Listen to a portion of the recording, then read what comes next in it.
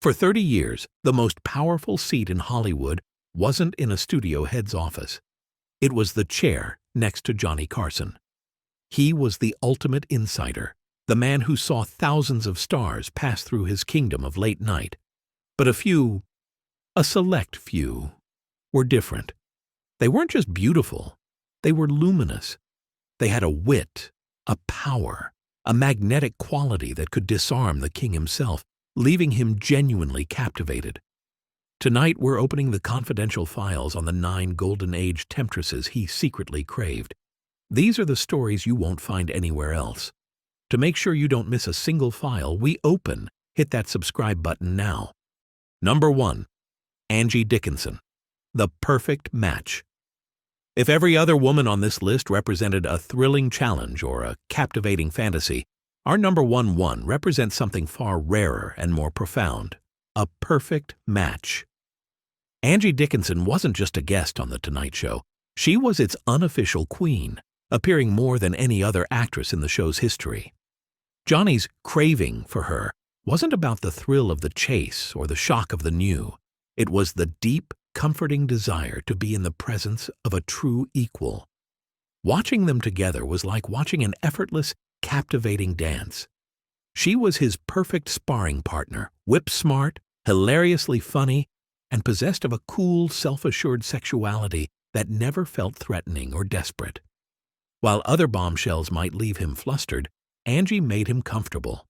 She could trade witty barbs with him one moment and share a genuine, heartfelt laugh the next. She was never playing a part. She was simply being herself. He craved her presence on his show because for 20 minutes, he didn't have to be the king carrying the entire segment. He could just be Johnny, talking to his brilliantly witty and beautiful friend, Angie. His admiration wasn't just desire. It was a deep, abiding professional and personal respect for the one woman who always made his job look easy. It makes you wonder, doesn't it? Who do you think was Johnny's perfect match on television? The guest he had the absolute best chemistry with? Number 2. Elizabeth Taylor, the Hollywood royalty. If Angie Dickinson was the perfect partner, Elizabeth Taylor was a state visit. Her appearance on The Tonight Show wasn't an interview, it was an event. Johnny Carson, the king of late night, was clearly in the presence of royalty, and his craving for her was born of pure, unadulterated awe. She was one of the last true superstars from the Golden Age studio system, a woman whose life was a tapestry of epic films, legendary love affairs, and scandals that could topple kingdoms. For Carson, having her on his couch was like hosting a living, breathing piece of history. But beyond the myth, she was a spectacular guest. Armed with a wicked sense of humor and a surprisingly bawdy laugh, she wasn't afraid to dish on her own legend.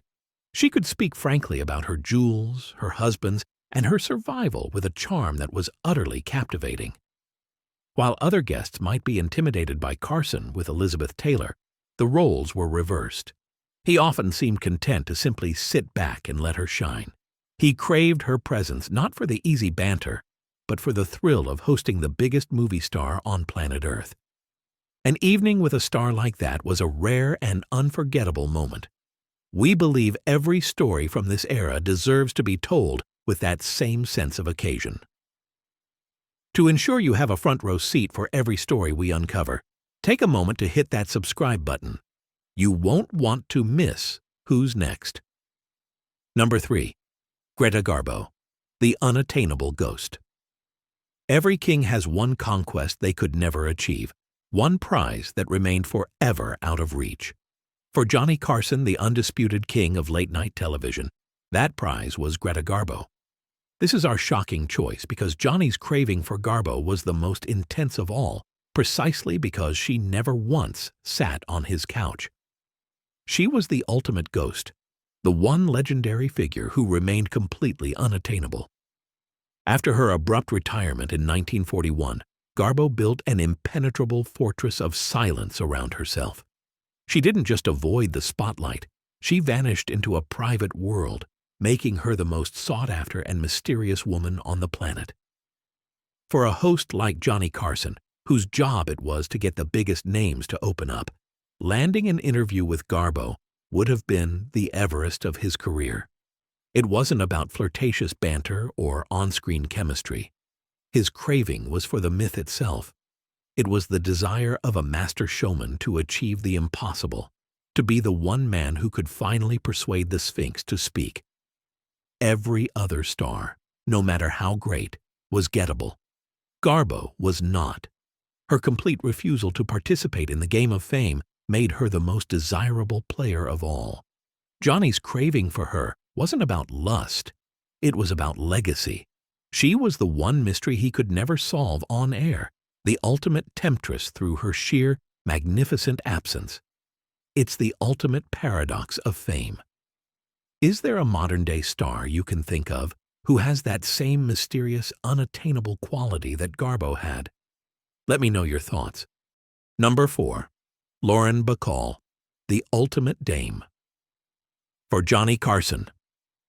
Lauren Bacall wasn't a guest. She was a masterclass in what it meant to be a dame. She would glide onto his stage, not with the nervous energy of a starlet, but with the cool, self-assured confidence of a woman who had seen it all and was impressed by very little. Her presence instantly elevated the conversation. Carson's craving for her was not for a flirtatious guest, but for an equal. With her husky, smoke-filled voice and a gaze that could cut through any pretense, she was one of the few people who could speak to Johnny not as a host, but as a peer. Their interviews were less about promoting a movie and more like intimate conversations between two intelligent, witty people reminiscing about a bygone era.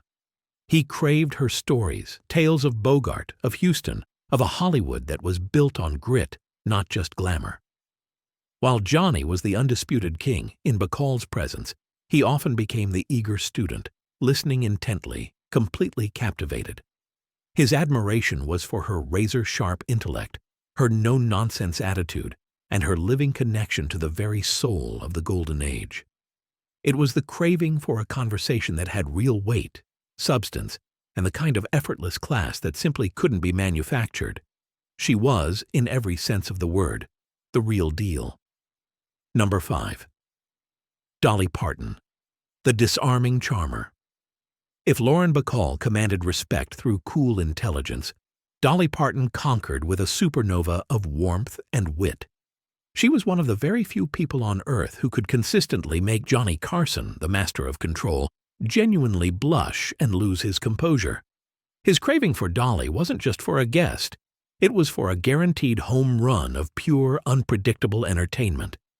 He knew the moment she sat down, the air would crackle with a unique energy that no other star could replicate. Their legendary flirtatious banter was a masterclass in comedic chemistry. But what Carson, a true comedy connoisseur, craved most was her brilliant mind.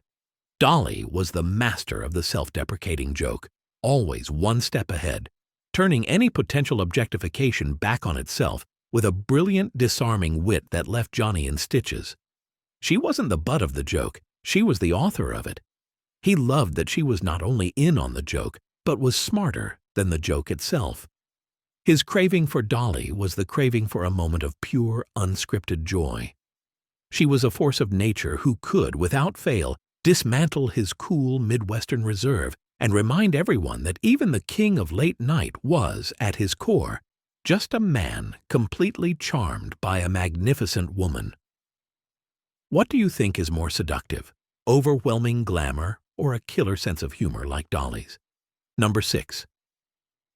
Jane Fonda, the intellectual challenger. While many women came to charm Johnny Carson, Jane Fonda came to challenge him. Her allure wasn't that of a demure starlet or a flirtatious bombshell. It was the magnetic, often intimidating power of a razor-sharp intellect and an unshakable conviction. Johnny's craving for her was complex. He was clearly fascinated by this firebrand, the daughter of Hollywood royalty who had become one of the most controversial political activists in America. Their interviews weren't cozy chats. They were often riveting, high-stakes sparring matches, a clash of two brilliant minds played out live for the nation. You could see Johnny leaning in, genuinely testing his own wit against hers. He craved the thrill of the unpredictable. With Jane, He never knew if he'd get a story about Henry Fonda or a passionate defense of her latest cause. She wasn't there to simply please him or the audience. She was there to make a point. This refusal to be a simple, agreeable guest was, in itself, an act of immense power and seduction. His admiration was for her courage, her intelligence, and her absolute refusal to be anything other than unapologetically herself. Johnny's craving for Jane wasn't for an easy conversation, but for a memorable one. Our channel is built on exploring these complex, memorable stories that go beyond the headlines. To join us for every deep dive into the Hollywood figures that truly mattered, make sure you're subscribed. Number 7. Sophia Loren, the international goddess. If some guests were a thrilling challenge, Sophia Loren was an audience with a queen. When she sat on Johnny Carson's couch, the energy of the show shifted. It was no longer just a late-night talk show. It became an international event. Carson's craving for her was born of a deep, profound respect for a woman who was more than just a movie star. She was a global ambassador of earthy, timeless elegance. With her iconic Italian accent and a regal bearing, she carried the weight of a life story that was far grander and more dramatic than any Hollywood script. What Johnny, a man from humble Midwestern roots, truly craved was her substance. This was a woman who had survived the poverty of war-torn Italy, who had fought her way to the top of the international film world, and who had done it all with an unshakable sense of grace and dignity. Her beauty wasn't just skin-deep, it was forged in resilience. Carson, a master interviewer, seemed to understand this. His questions for her were often more thoughtful, his demeanor more reverent. He wasn't just talking to a bombshell. He was talking to a survivor and an artist of the highest caliber. His admiration was for a woman who radiated a wisdom and elegance that transcended Hollywood. She was a true dame in every sense of the word. Which Golden Age actress, in your opinion, had that timeless international class that just doesn't seem to exist anymore? Number 8. Raquel Welch, the ultimate bombshell. If some women captivated Johnny Carson with their wit or wisdom, Raquel Welch simply stopped him in his tracks. Her appearances on the show were a masterclass in the sheer, overwhelming power of presence. When she walked out onto that stage, the conversation almost didn't matter. Johnny, the famously cool and controlled host, often seemed genuinely flustered, a man momentarily at a loss for words in the face of a beauty so absolute it felt almost otherworldly. His craving for her was for the pure, undiluted spectacle of a true Hollywood bombshell, a woman who embodied the pinnacle of 1960s and 70s glamour. But what Carson, a savvy professional, also seemed to crave was the intelligence behind the image. Raquel Welch was nobody's fool. She was keenly aware of her status as a sex symbol and navigated it with a sharp, self-aware sense of humor. She was never just a passive beauty. She was an active participant in the conversation, often gently teasing Johnny about his obvious admiration. This combination of breathtaking beauty and a grounded, intelligent personality was intoxicating. His craving wasn't just for the fantasy she represented on posters. It was for the smart, funny, and surprisingly down-to-earth woman who wore that legendary image with such effortless confidence. She was living proof that a bombshell could have a brain, and Johnny was completely captivated by it. Number 9. Ann-Margret, the human fireball. While many guests brought glamour, Ann-Margret brought pure, unadulterated energy. When she exploded onto the Tonight Show stage, it was like a jolt of electricity, a vibrant force of nature that Johnny Carson clearly found both thrilling and slightly terrifying. His craving for her was for a taste of the wild, a departure from the poised and predictable. She was the human fireball who signaled the cultural shift from the cool reserve of the 50s to the uninhibited freedom of the 60s. What Carson, a man of routine and control, seemed to crave most was her utter lack of it. Her laughter was loud and genuine, her movements were expressive and full of life, and her energy was infectious. She wasn't trying to be a dame or a goddess. She was simply unapologetically Ann-Margret. Their interviews often felt less like a structured conversation and more like Johnny trying to catch lightning in a bottle. He would lean back, a look of amused disbelief on his face, seemingly content to just watch her go. His admiration was for her authenticity. In a town of carefully constructed images, she was thrillingly, dangerously real. He craved her presence because she was a beautiful, exhilarating reminder that sometimes the most captivating thing in the world is a spirit that refuses to be tamed. Raquel Welch, Sophia Loren, Angie Dickinson. They were goddesses, rebels, and queens. From his unique vantage point, Johnny Carson didn't just interview these women, he was genuinely captivated by them. His craving wasn't for one thing, but for the brilliant spectrum of female power, from wit and wisdom to raw, untamable energy. These conversations are timeless windows into an era of true legends. We explore these hidden moments in every video we make.